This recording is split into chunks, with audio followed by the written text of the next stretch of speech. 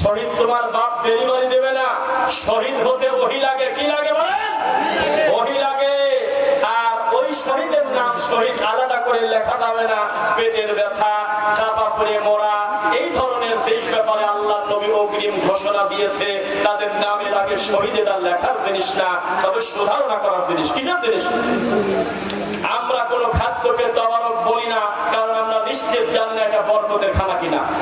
তবে সাহারিকে বরকতের খানা বলি, কারণ তাসাহারু ফাইন্না ফিস সাহুরি বারাকা। তোমরা সাহারি করো, সাহারিতে আল্লাহর বরকত আছে। আমরা কোনদিন কোন মানুষ মারা গেলে মরহুম বলি না, কারণ আমরা নিশ্চিত জানি না তিনি রহমত পায়ে গেছে কিনা। আমরা বলি আবু হানিফা রাহিমাহুল্লাহ, আমরা বলি আব্দুল জব্বার রাহিমাহুল্লাহ, আমরা বলি রফিক বিন সাইদ যদি মারা যায় বলবো রাহিমাহুল্লাহ, তবে মরহুম মাগফুর বলবো না, আল্লাহর উপরে ছেড়ে দেব। অথচ আমাদের দেশে মিনিটে মিনিটে শহীদ ডেলিভারি হয়।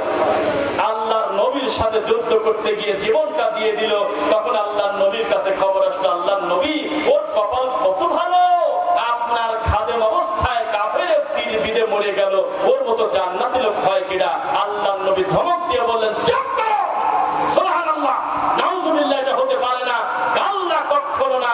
আমি দেখতেছি ও জাহান্নামে যাবে, কারণ ওর গায়ের চাদর ছিল হলো যাকাতের অন্য লোকের হক। কোথায় থাকেন আপনি?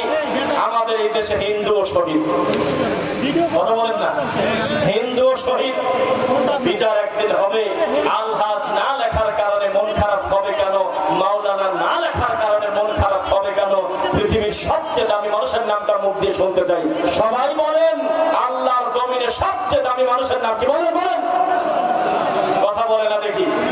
সবচেয়ে দামি মানুষের নাম কি? মুহাম্মাদুর রাসূলুল্লাহ সাল্লাল্লাহু আলাইহি ওয়াসাল্লাম। আল্লাহর কসম করে বলতেছি, তার থেকে সম্মানী মানুষ জমিনে নাই। আছে? এই নবী পর্যন্ত কান্নাকাটি করে আল্লাহকে বলতেন, আল্লাহ আমার মৃত্যুটা আপনি শহীদ মৃত্যু হিসাবে কবুল করেন। বলতেন কিনা?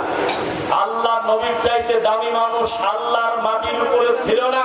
এই নবী পর্যন্ত ফাতেমাকে বলেছিল, ফাতেমা দুনিয়ার ধন সম্পদ কিছু লাগলে বাপ হিসেবে সাধ্য অনুযায়ী দিয়ে দেবো যদি লাগে, তবে পরকালের ব্যাপারে মুহাম্মাদের বেটি হিসেবে কোনো সুযোগ পাবে না। তুমি চুরি করলে তোমার হাত কেটে দেবো।